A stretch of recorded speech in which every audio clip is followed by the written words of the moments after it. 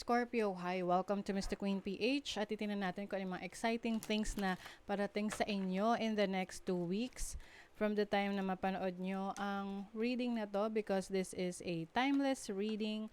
So anytime na mapanood nyo to, as long as maka-resonate kayo, this reading is for you. And also, if you're interested in private readings, meron tayong link sa description at sa pinned comment. Paka-check nyo lang information kung paano mag-book for a private reading. And please subscribe to our channel to show your support, like, share this video, at comment na rin kayo kung kayo ay naka-resonate. So, let's see Scorpio. Ano ang exciting things happening sa inyo in the next 2 weeks? So, let's get some energies from the Astro Dice. Exciting news, exciting things to come for Scorpio in the next 2 weeks. Okay, we have the 8th house. Actually, yung 8th house, lagi siyang labas ng labas sa mga reading, which is about transformation, endings, new beginnings. You also have the North Node. So, North Node is about your destiny, yung iyong future.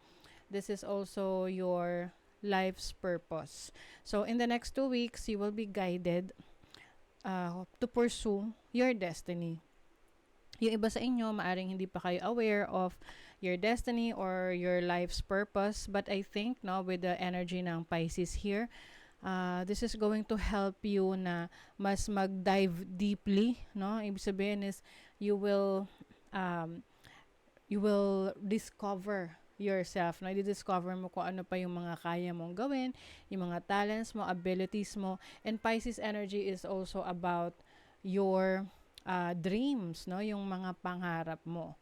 So, some of you, maaring ipupurso nyo na yung inyong pinapangarap, especially if this is related to business or sa investments, no? Kung meron kayong gusto niyo mag-invest, this can be investing on your skills.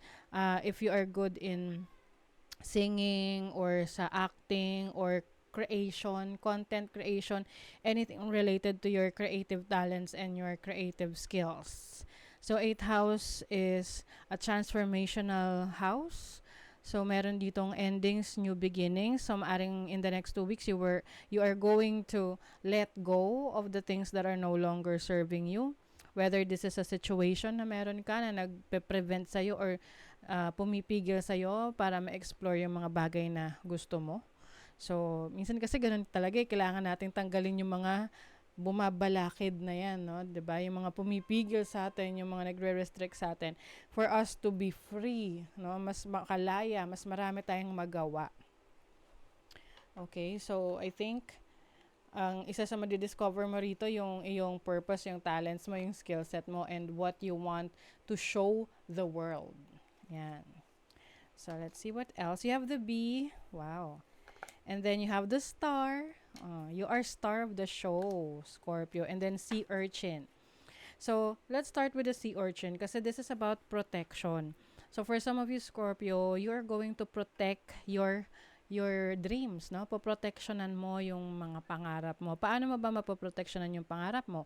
Siyempre, unang-una dyan is yung magtiwala ka sa sarili mong kakayanan. Huwag mong hayaan na maapektuhan ka sa opinion ng iba, no, tungkol sa'yo. Let's say, gusto mong maging artista or gusto mong maging singer.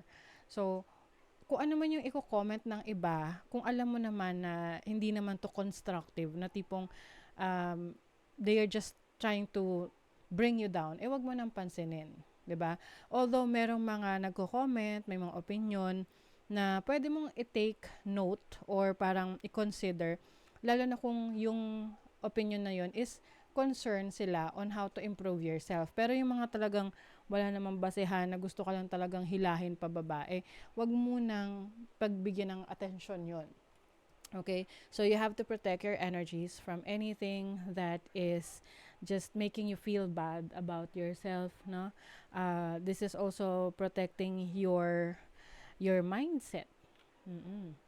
Okay, and then you have the star. The star is your energy rin, no? So I think ngayon mas magiging malinaw sa'yo kung ano yung gusto mong i-pursue, ano yung gusto mong ah, maging, no? The star is being in the center rin, no? Maaring ikaw gusto mo i-pursue ang social media, arts, or anything that expresses your talents and your creativity. Okay? So, the star is also about divine guidance. This is divine direction. Ikaw ay ililid sa yung purpose, sa yung destiny. May mga times na parang malilito ka na bakit nandito ako ngayon? Bakit ito nangyayari? Kasi nga, minsan kailangan mong pagdaanan yon para makarating ka dun sa talagang destination mo. 'Di ba? Kaya nga siya destiny. Minsan there's no other way. Minsan walang ibang daan kundi 'yon para makarating ka dun sa goal mo. So may mga pagkakataon na yung daan na 'yon hindi siya smooth, no?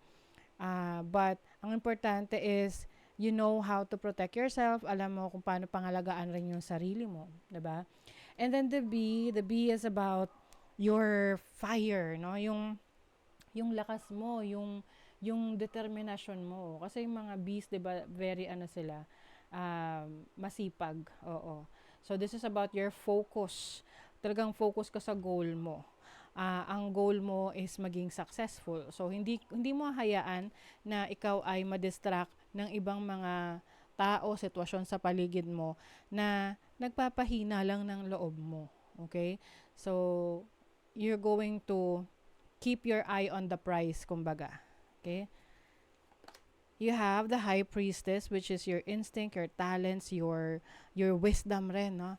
You also have the eight of swords. So ito yung sinasabi ko sa inyo kanina na limitations, no? May mga bagay na parang humahad lang sa inyo.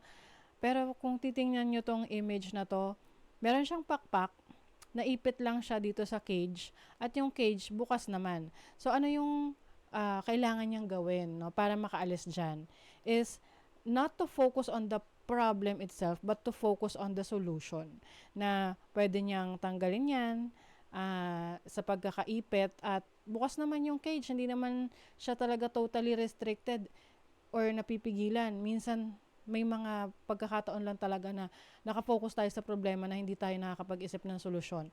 So I see you na making a solution to a certain problem, no? You have the Four of Swords. This is about rest. Ito rin yung pagre-recover mo from any problems or challenges or painful situation, no? So piniprepare mo rin yung sarili mo para when you come back, you are going to start stronger, no? You also have the Knight of Swords. I see this as parang meron ko tinan mo, kinakat niya yung clouds. 'Di ba ang clouds is symbolizes yung mga worries, mga problema, no, pag-aalinlangan. So having this energy, tinatanggal mo 'yon. Tinatanggal mo na yung worries mo, naniniwala ka na sa sarili mong kakayanan. Swords is about mga iniisip. Okay? Nagsisimula rin kasi yan sa kung ano yung iniisip natin tungkol sa sarili natin at sa kakayanan natin. But if we start thinking better things for us, no, yung mga makakabuti para sa atin, we manifest that. Namamanifest natin yan. So, pay attention do sa mga bagay na iniisip mo. Wow! You have the King of Pentacles.